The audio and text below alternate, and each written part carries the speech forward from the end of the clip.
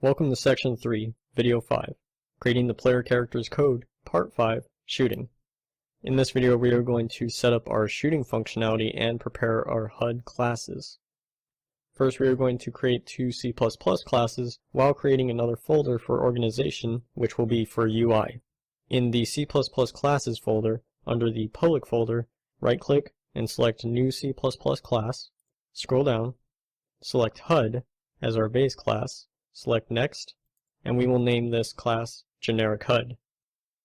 In our path, we will be adding in /UI. This will create a new folder category in the public folder, which will be for our UI. Select Create Class, and the engine will compile the code and create our new folder. Now let's create our other class. In our UI folder, right-click and select New C++ Class, select Show All Classes in the top right, and enter User Widget. We will be using the User Widget as this base class. Select Next, and let's name it Widget Gameplay. Select Create Class, and let the engine compile and create this new class for us. Now let's close our Widget Gameplay and Generic HUD classes, and in our player character's header file, under the Protected category, we're going to add in some code.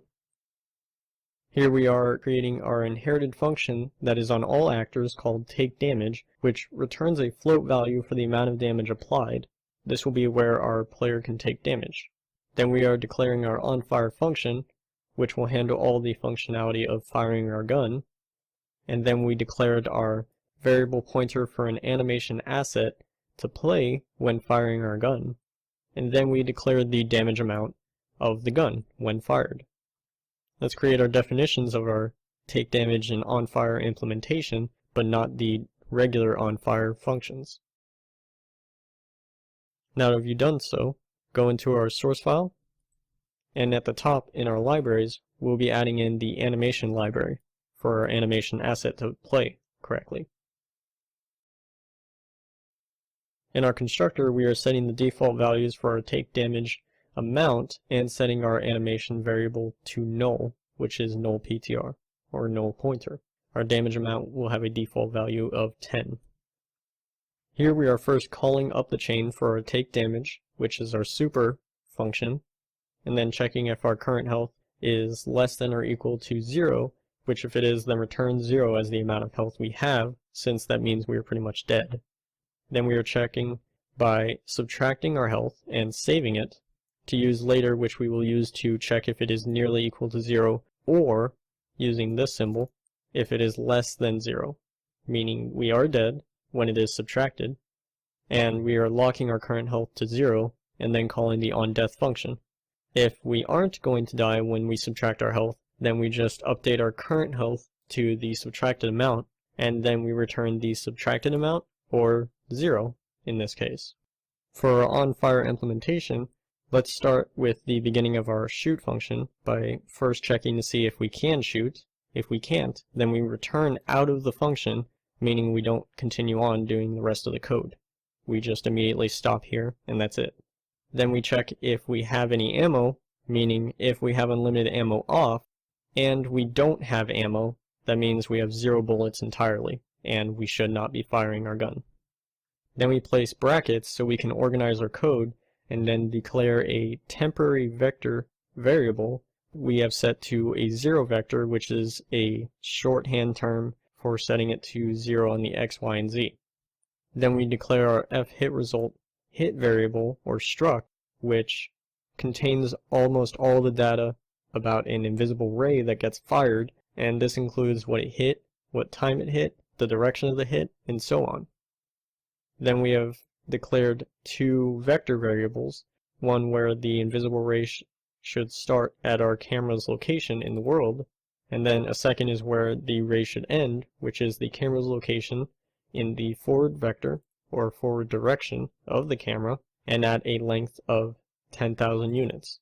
So, whichever direction the camera is facing, 10,000 units forward is where the ray should end, which it will start at the camera and just shoot all the way to that point. Then we are declaring another struct variable, which will be the objects for the ray to ignore, which we have specified to be our player, with these two lines of code. Then we actually fire the ray within the world to hit anything that blocks the collision channel visibility. In Unreal Engine, invisible ray or raycast is known as a trace, or a shape trace, and in this case it is a line trace. Now that we have fired our ray, we check to see if we hit anything with the blocking hit boolean and the actor that we hit to see if it is valid. If not, then we set the end location of our particles to be at the end trace's location. If we did hit anything, then it's valid. Then we set the particle's end location to be where it hit, which is our impact point, and then we are declaring a general object that handles damaging actors called a uDamage type, and we are creating a generic version of that class, which we later use to specify what type of damage we are using. In this case, it is point damage. Then we are actually damaging the actor that we hit and importing the damage type and who damaged it. After our checks for anything hit or damaging it, we spawn our particles using the function that we created earlier and inputting the particle location, which we have set to be either the end of the trace or to where we hit, which is our impact point. Then we are checking if our fire animation pointer is valid, meaning we actually have something in there and it's not empty, and then getting the animation blueprint instance from our arms mesh and telling it to play the fire animation. And finally, we are checking if unlimited ammo is off.